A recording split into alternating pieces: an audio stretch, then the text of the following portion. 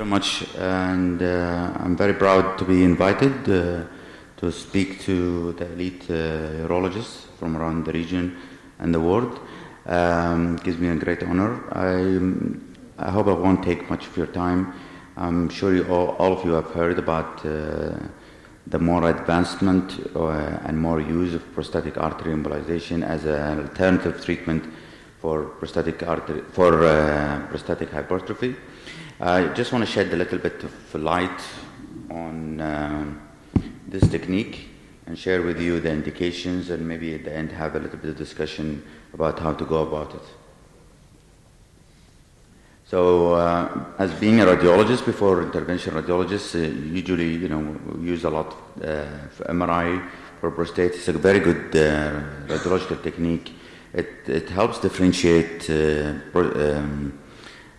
A lot of the time, it helps differentiate benign from malignant lesions. But anatomically, in MRI, this is a coronal image, and you can see the peripheral zone and the central zone. And in an axial image, you can see the transitional zone, and this is the peripheral zone. And this is what the BPH look like on MRI.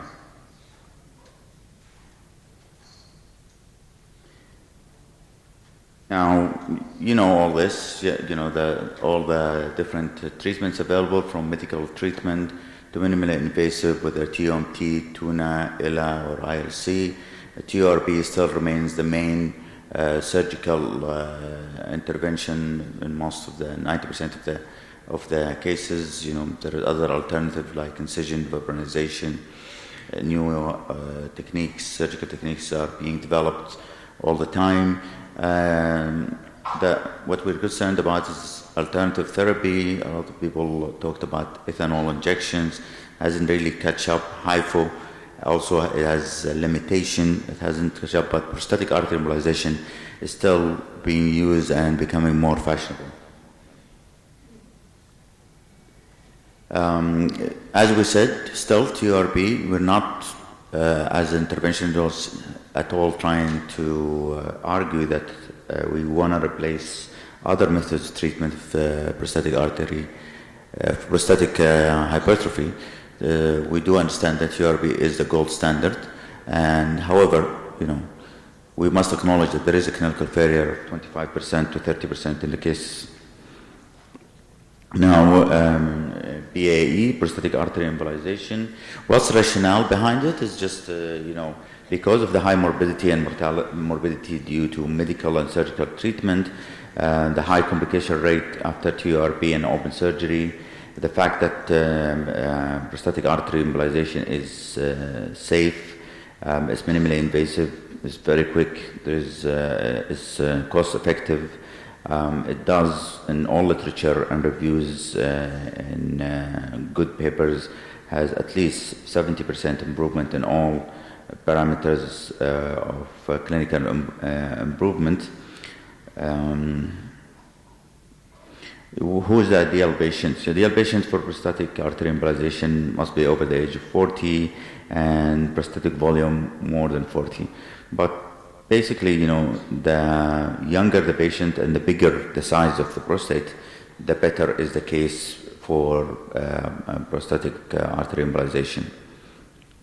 Again, as mentioned here, basically you're embolizing the outside of the prostate with the blood supply, which will lead to destruction, necrosis in the tissue from outside in, without the complication associated with the treatment or debulking of the prostate from inside, and might affect the organs around the urethra. Exclusion criteria, obviously malignancy is not done for malignancy, it's done only for benign. Neurological bladder diverticum with stones. If there is advanced atherosclerotic or tortuous ileal disease seen in angio CT scan, what we used before to map the vasculature of the patient. If on angio or in CT scan you cannot see really all the prostatic arteries, which can happen, especially in older patients with calcification, then these patients are excluded.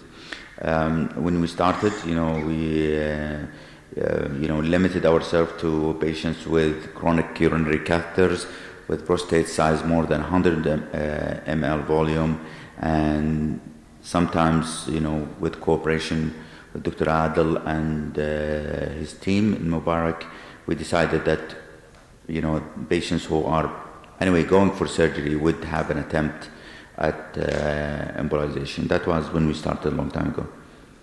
Okay, basically, the vascular anatomy. This is an oblique view of the internal iliac artery, which divides into anterior and posterior. From the anterior branch, then we look for the vesico-prostatic artery, which supplies the anterior part, which is the main branch, and we try to embolize selectively with smaller catheter the prostatic artery. We do CT scan for all patients before we attempt the angiogram. It helps us to identify the anatomy, the origin of prostatic artery, the shape, the tortuosity, whether there is calcification, size. So, all patients would go for CT angiogram. Pre-embolization CT scan or CTA is really grateful because, it probably excludes more than 5%, 10% of the patients because of all other problems like calcification, tortuosity. The origin is very small, or the way that the vessels originate can be at a 90 angle, which is extremely difficult to canalize. But it also helps to limit the dose, radiation dose during the procedure. It limits the procedure time because you know what you're up to. You prepare yourself. It limits the amount of contrast that's needed for diagnosis. You use the contrast mostly for embolization. You're more confident about what you want to do and prepared for the different anatomy that you already seen on the CT angio. So we said that the two main branches that supplies the anterior lateral, which is the main branch in charge, that you need to embolize. The posterior lateral prostatic artery is not an important branch. If you can embolize it, it's fine. If you can't, it's not really. It doesn't have any effect. This is a case that during CT angio. And on axial images, you can see on the left, the anterior branch and the posterior branch to the prostate. This is a pre-embolization CTA. We took a pelvic angiogram just to see the nice anatomy, that you can see that the whole prostatic artery, going to the prostate. I mean, if you do this first, and then you take an oblique view and try to find the origin of this, you cannot be more confident the fact that you already know that this is going to the prostate.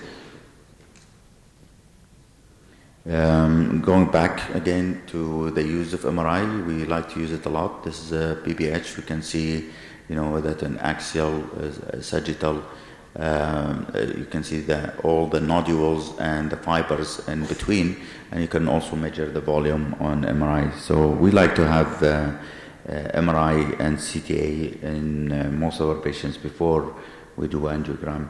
What is the procedure is not as simple as it looks in this diagram. You need a good equipment, usually a good cath lab. You need to have a good, understanding of the radiological anatomy, which is different than real anatomy.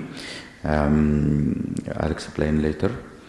You have to have the right material, proper catheter, different size catheter, micro catheters, coils, proper embolizing material, similar embolisation or something similar. We usually like to use 250 rather than 400. We think 400 is a bit big. This is the special catheter that can be used, and the good thing about this catheter is that it can be used from unilateral, and you can reach both vessels from one puncture site. So we saw simple angiogram of the pelvis with the branch of prostate, but in reality, when you do an oblique, you get all this, like this is the posterior branch, this is the anterior branch, and then this is the vesicoprostatic branch, and from that, you try to go into the prostatic. So you try to isolate this branch, which goes into the prostate. It's not as simple as that. Sometimes this is very tortuous. Sometimes this is very small, and sometimes you have to take both arteries. I know that this supplies part of the bladder, and a lot of people are worried about embolization to non-target. I'm going to talk about that. But basically, in optimal cases, you go to the vesicoprostatic, and then from that you go only to the prostatic. You demonstrate with contrasts that this is the vessel, and then you proceed to embolization. Basically, this is pre-embolization. You can see the blood supply to the prostate, which is serpiginous, multiple blood vessels. This is during embolization. Slowly it fills up and the vessels becomes smaller, and the end result is that there is a cutoff with no contrast going into the prostate. Okay, then you can, from the same opening, you can do something called the loop technique with the catheter. Go up and come down, and you can come down to the other side, and again, selectively embolize the vessel, and you can see that this is a very large prostate, and you can see all the abnormal vessels, and you can proceed to embolization with whatever company.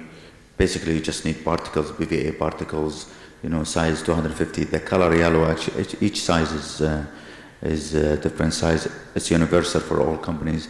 Yellow means 250. We like to use 250, and this is a micro catheter that you can insert within the normal catheter. The end point obviously is stasis. You start like this and you end up like this, and this is when we remove the DSA to just see under anatomy, and this is just a reverse imaging. But basically, this is before embolization, and you want to get to this. You don't want to kill the whole artery, or you don't want to see no contrast at all on the vessel, because that means if you achieve that means there must be some reflux. Some reflux of the embolizing material into the main artery or other branches, which will end up in non-target embolization. Again, another case with selective, see all the branches and the prostatic branch, selective with microcatheter insertion into the prostatic artery. You can see the abnormal supply to the prostate, and then after embolization, the end result is that you see the main vessel. Okay, however, you don't see all the blood supply to the prostate. Now, technical obstacles, I want to take a little bit of time talking about this. It's not as easy as it looks at what we showed in practice. A lot of time, even when you find the vessel, then you change and you want to put the microcatheter. At that time, spasm happen, okay, which is troublesome. It stops you from pushing. You have to inject a lot of material and fluid and wait for the spasm to go. Sometimes while you're inserting the wire into the vessel, you cause dissection, and if this happens, it's almost impossible to proceed beyond that. Beyond this, sometimes the vessel is extremely small, even for the microcatheter to get in. Vessels, even though we've done CTA, but when you proceed, you find that the angle is different from CTA on real angio, and it might be like at the 90-degree angle, and that makes it almost impossible to hook. You're not always sure when to stop, when is the end point, especially if there are anastomosis, which is a lot of time there is anastomosis, large anastomosis to the internal pudendal or rectal or vesical arteries. Sometimes there is a lot of calcification in all patients, which makes it difficult to catheterize the vessel or deep enough where you want. And these are examples of anastomosis, which happens in 50% of cases. Here you can see into the inferior rectal and part of the bladder. You can see that there is through the other side, anastomosis. another anastomosis to the other side, anastomosis of the pudendal artery. We see it in 50% of cases. Complications, there's no procedures, as we know, without complication, including uterine artery embolization. The usual ones, what you might see, with any angiogram is, of course, a hematoma. Patients, the procedure itself is painful. A lot of patients, though, might get pain after the procedure. The worst thing is this, which is a non-target embolization, because it might end up, if you embolize vessels, main vessels supplying the rectum or bladder, it might end up with injury or ulceration to this. Sometimes, some particles might go actually into the small vessels, into the skin, causing skin ulcer. If you take a lot of time during the procedure, because like most interventional radiologists, they're very stubborn. They want to get the job done. You end up with high radiation dose to yourself and to the patient. Common complications post-procedure are diarrhea, rectopubic pain, perineal pain, hematospermia, rectal bleeding, balanitis, hematuria. The minor complications usually don't need hospitalization. Major complications need hospitalization. Fortunately, we never needed to hospitalize any patient post-procedure to date. Okay. Follow-up results of patients, basically there is improvement in all symptoms of lower tract symptoms. Okay, there are multiple studies. I'm going to talk about a few of them. This is a study that's published by Schroeder in 2014 and presented during SURSA, the role of prostatic artery embolization in patients with benign prostatic hyperplasia. He did a systematic review, 252 studies on 706 patients, and the conclusion was that clinical outcome in up to 1 year seems to be positive and the procedure seems to be safe. That's one of the earliest papers. Another important paper is embolization of prostatic artery as a treatment of moderate to severe LUTS. Results of short and midterm, they followed up 255 patients up to 3 years, and the results very encouraging, 81% to 72% improvement, respectively, from 1 year to 3 years, which conclusion that prostatic artery embolization is a procedure with very good results for BPH and with moderate to severe LUTS after failure of medical therapy. A case example, this is on MRI coronal. Let's see a typical appearance of BPH with patient prostatic volume was 103 and peak coronary flow was 4 cc per second. An oblique view showing the anatomy and showing the prostatic artery supply, an embolization, super selective embolization of prostatic artery, and you can see the supply to the prostate. And this is during embolization. Again, we're going to put, this is the MRI, okay, an axial view. This is an axial view, almost an axial view, but that shows the blood supply to the prostate. This is a CT scan that was done post-embolization. You can see that the contrast and embolizing material as a white or high signal at CT. What happens during this? We followed some patients with MRI, and you can see that there are early signs of tissue death and necrosis. The black areas here are areas of necrosis. You can follow here at different times, and you can see with progression more areas of necrosis with time appear. Okay, without contrast at T1, at T2, and this is post-contrast, and you can see that there is the black areas are areas of necrosis. Okay, even on ultrasound, this is before procedure, after procedure, you can see areas of low occlugenicity on ultrasound. This is MRI post-contrast. You can see the areas of non-enhancing contrast are the areas of necrosis. This patient, this is during embolization, and this is almost the end result with stasis. So in summary, prostatic artery embolization is a non-surgical way of treating an enlarged and troublesome prostate by blocking all the arteries. It has a very important role as an alternate treatment next to minimal invasive and surgical therapy. It's done under local anesthesia with very good clinical results, up to 70%, minimal of 70% improvement. It's a very cost-effective treatment. At the time I wrote this, was a few years back, it was in Europe, US, and Brazil. Now it's all over the world, really, in every country. It is being done. It's less painful, with very low side effects. It has very low significant side effects. Minimal patient discomfort, very low morbidity.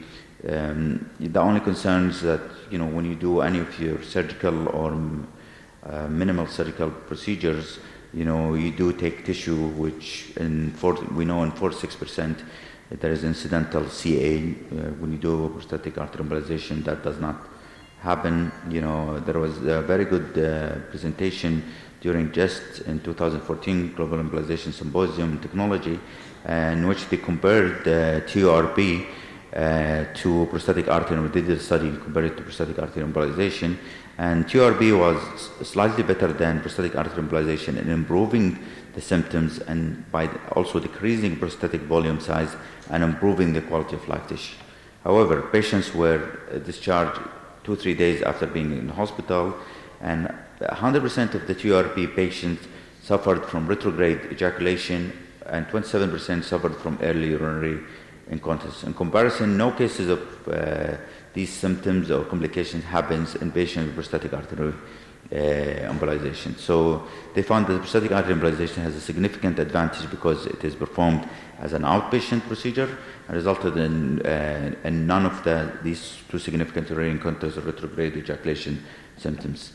Okay, so in conclusion, basically, prostatic artery embolization is part of an option for a urologist with his intervention radiology team to discuss after explaining to the patient the pros and cons, with careful selection by the urologist for cases, as again I repeat, for patients who are not fit for surgery, for patients who do not accept the possible side effect of surgery, or patients who are on very, very large prostate and on catheters. So there is a role that can be selectively chosen by the urologist himself. Thank you very much.